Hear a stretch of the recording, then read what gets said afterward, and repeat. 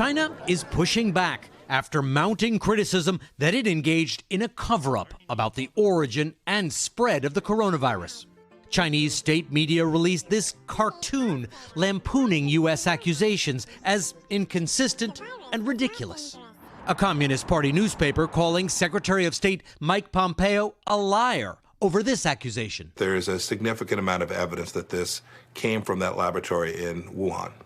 U.S. intelligence officials say they believe the virus is not man-made or altered, but have not ruled out it could have leaked accidentally from a Chinese facility. Just last week, China's executive vice foreign minister speaking to NBC's Janice Mackey-Freyer. We need to respect science and keep away from conspiracy theories.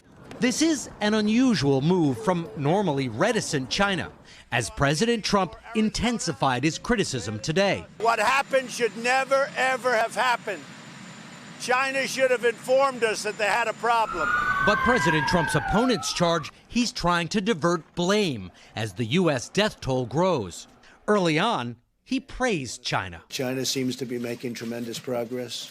According to U.S. intelligence, China threatened doctors who sent early warnings about the virus and was not candid about human-to-human transmission.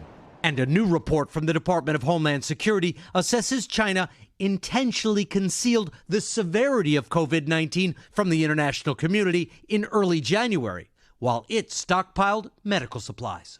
The UK and Germany are also calling for more transparency from China, as many now want to know exactly how this virus started and spread so quickly. Hey, NBC News fans, thanks for checking out our YouTube channel. Subscribe by clicking on that button down here and click on any of the videos over here to watch the latest interviews, show highlights, and digital exclusives.